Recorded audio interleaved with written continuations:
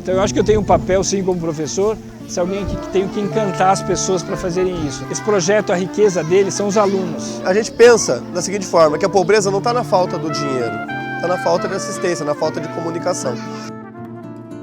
São 3 anos e 4 meses, né, de ocupação, muito precário ainda na questão de saneamento, né, abastecimento de água e saneamento.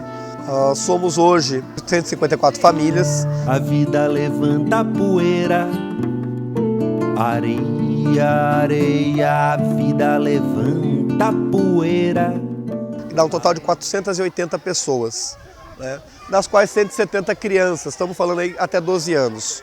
Né, e convivendo hoje com uma evolução, evoluiu bastante do que nós tínhamos lá atrás para hoje. Porque quando começou isso aqui era tudo lona, né? Era tudo lona, não tinha nada. E hoje cada um conseguiu o seu espacinho e foi botando o seu carinho, o seu amor na sua moradia, na sua ocupação, né? 1000 castelos no céu, um só vendaval, e se foi pelo chão a tua ilusão. A gente tem que nas cidades médias e grandes do Brasil, mais de 100 mil habitantes, a gente tem 50% da população que vive em territórios e habitações consideradas inadequadas. Ou seja, é muita gente. Não há de ser nada, a nossa jornada é sem juízo final. E a gente escolheu a Vila Paula, né, porque é uma ocupação não legalizada, não institucionalizada ainda. E esse pessoal a gente chama de muito vulnerável. Além de ter uma renda em geral baixa, né, comparando com a renda de Campinas, eles têm uma dificuldade de acesso aos direitos, inclusive ao direito à saúde, o direito ao SUS.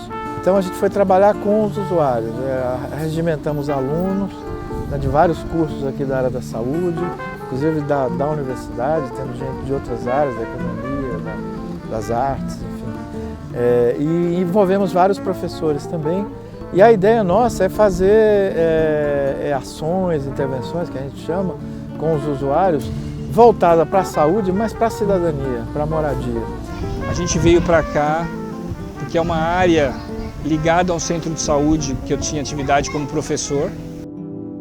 Cura que cura a vida, cura que cura a dor. A gente começou a fazer visita domiciliar nessa ocupação e a gente achou que era um lugar que a gente precisava trabalhar mais. E a gente veio, além de fazer as atividades de visita domiciliar, fazer consulta com as pessoas, a gente precisava ser legítimo aqui, ser conhecido aqui.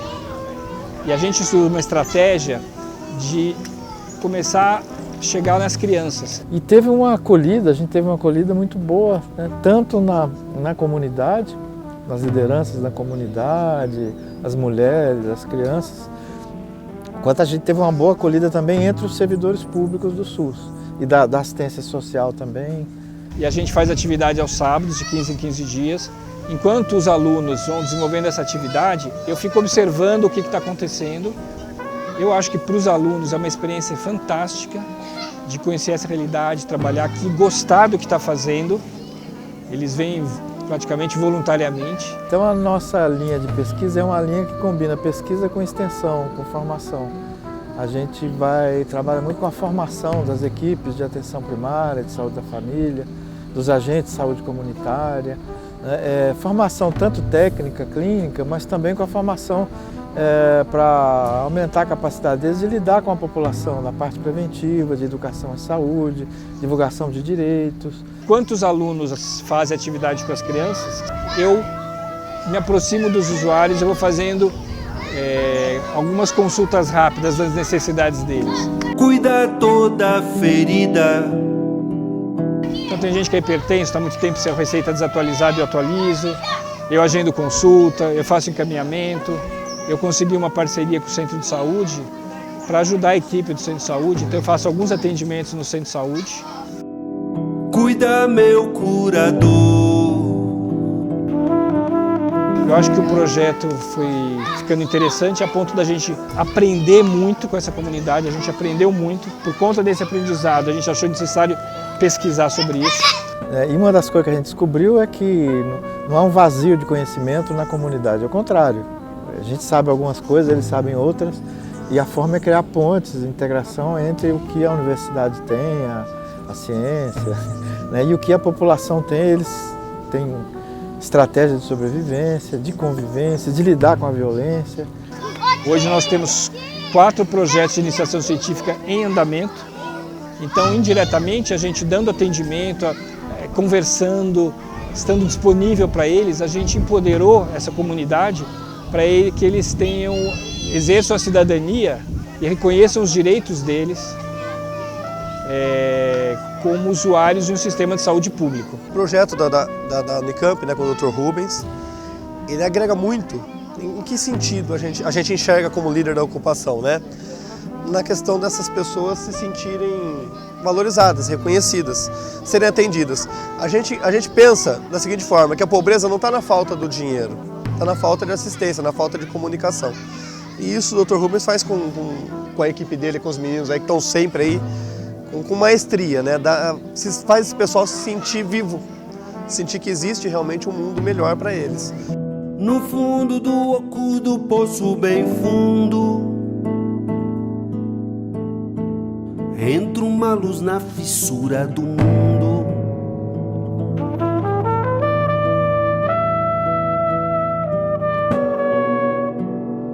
Que o atendimento deles hoje, lá atrás era muito complexo, muito difícil no posto de saúde. Hoje não, hoje o posto vem até a gente, o posto atende eles aqui no campo deles, caso haja necessidade, faz campanhas de vacinação aqui dentro. E quando tem que ser atendido lá no posto também, é bem atendido lá também. Né, há uma parceria, vamos dizer assim, de todo esse mecanismo do Rubens com os alunos e a comunidade aqui na questão médica. E antes a gente era uma comunidade bem abandonada, né? Ninguém ligava muito pra gente, vinha o pessoal, tipo festas comemorativas e tal, mas ninguém estava aqui realmente com as crianças, envolvido com as nossas crianças, né? Aí veio a turma do Dr. Rubens, que no dia que ele veio eu ainda falei, nossa, achei legal, porque as crianças obedeceram, as crianças se reuniram, as crianças conseguiram brincar juntos sem brigar. Aí a gente fez os desenhos, fizemos uns varal aqui nessas árvores, colocamos os desenhos, falamos o que significava pra gente, no qual eu fiz o meu também, e falei que pra mim aqui significa esperança. O professor Rubens, ele é uma pessoa que está contínuo aqui, né?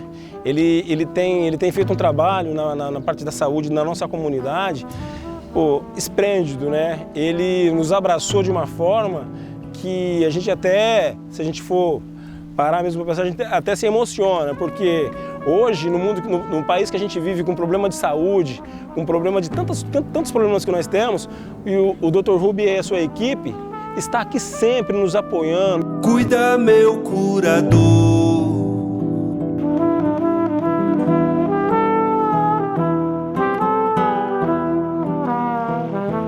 Ele cuida da minha saúde, ele é um doutor, ele cuida da saúde de todo mundo. Quando alguém está com febre, ele faz uma coisa para curar a gente. Ele é um doutor super inteligente. Esse projeto, a riqueza dele são os alunos, né? Você vê que em média a gente vem de 10 a 15 alunos aqui, e é isso que torna bonito, que torna acontecer, né?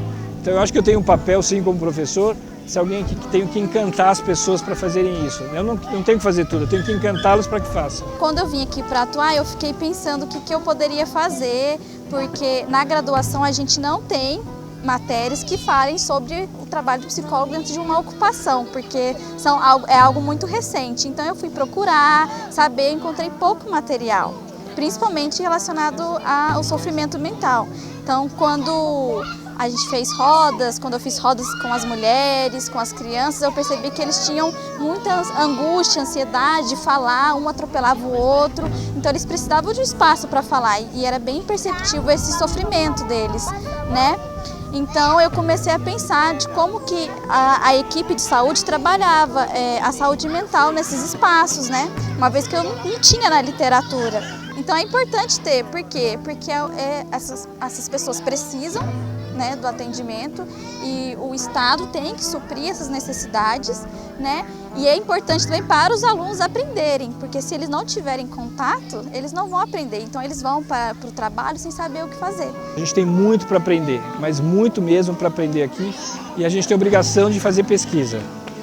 fazer pesquisa e divulgar esse material, divulgar isso.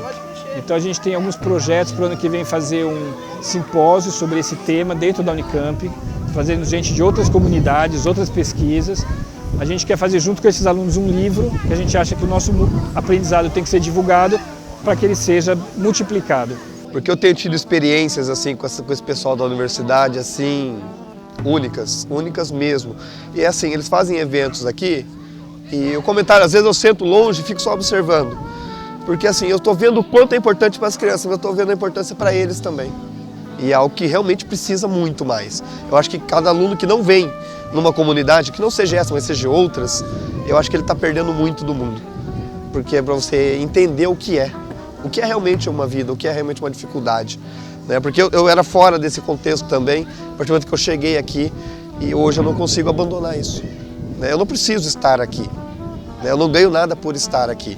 Né? Mas assim, eu não ganho nada financeiramente, mas eu ganho muito por estar aqui. Eu sou uma outra pessoa desde o dia que eu entrei aqui. E tenho certeza que esses alunos também têm muito a dizer nesse sentido.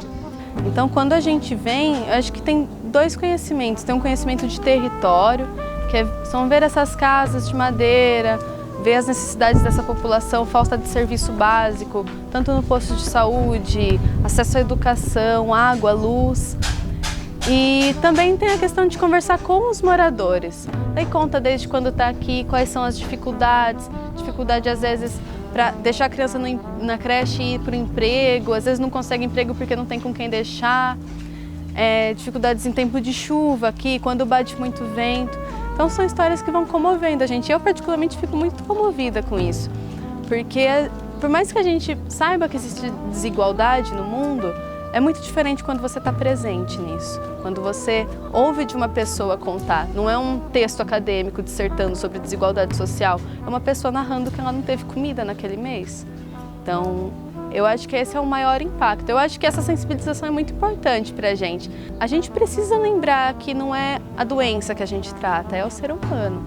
Porque tem muita gente que lê muito, escuta muito, fala muito, mas não acho que não sente o que é essa desigualdade, o que é conversar com uma pessoa que sofre tantos problemas derivados da desigualdade social. A gente vai percebendo que tem uma parte do cuidado médico, que acho que é a escuta e o afeto, que cura muita coisa, e acho que é uma oportunidade muito legal da gente estar exercendo a medicina. Entrar numa comunidade é uma oportunidade que todo mundo deveria ter e fazer esse trabalho, porque vai ser uma formação diferente. Ter essa vivência na comunidade como um todo é muito rico para nossa experiência pessoal e para acadêmico, que a gente vai levar para nossa profissão, e principalmente sendo da área da saúde, é importante a gente ter essa vivência em outras realidades para entender como as condições de vida e tudo podem influenciar o que a gente fizer no consultório, no tratamento, entender isso para acrescentar na nossa visão como profissional.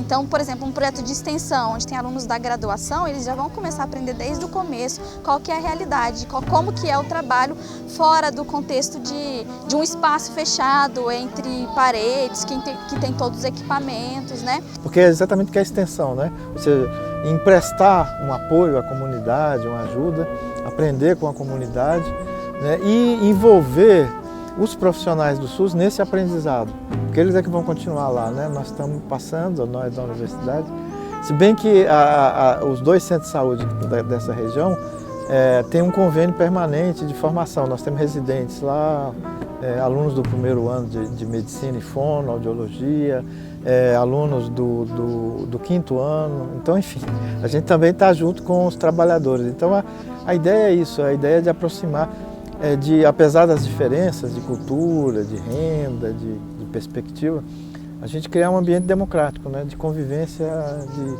de respeito, de se autorizar, reivindicar, criticar, mas de respeitar os outros. Acho que é um dever nosso, dever como universidade pública, da gente estar presente e continuar.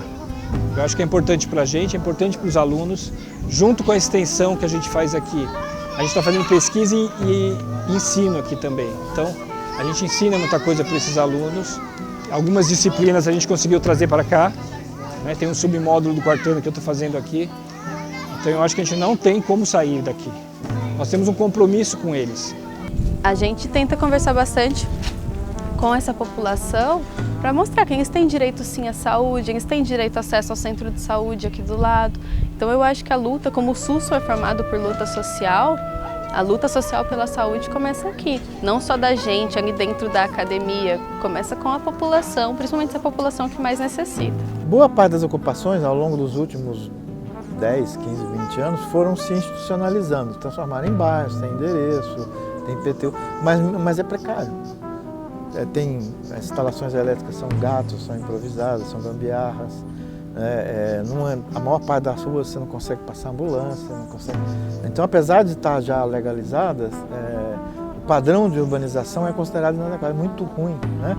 Dentro de uma ocupação, as pessoas elas não têm endereço, não têm número, as ruas também são vielas, não são arquitetonicamente, não são consideradas ruas, são vielas, né? E a questão de ter um espaço seu, está muito relacionado com a identidade, que é muito necessário para a cidadania. Se eu não sei quem eu sou, aonde eu moro, se eu não me considero morador, né, isso é difícil para as pessoas depois cobrarem seus direitos, né, e para eles terem acesso aos serviços, a uma escola, à saúde. Se eles não têm esse endereço, né, infelizmente, por uma questão de burocratização, eles acabam não tendo, né? E eles não se sentem pertencentes da sociedade, porque todos têm endereço e eles não têm. A maioria das pessoas aqui, elas foram invisíveis até hoje. Então elas caminham e a sociedade não enxerga elas como uma família, como uma pessoa, como alguém que pode fazer algo. A partir do momento que a gente consegue, dentro desse contexto de ocupação, como liderança, mostrar para eles que eles são importantes, mesmo com as limitações, você consegue minimizar isso e trazer eles para fazer esse mesmo processo de enxergar o outro.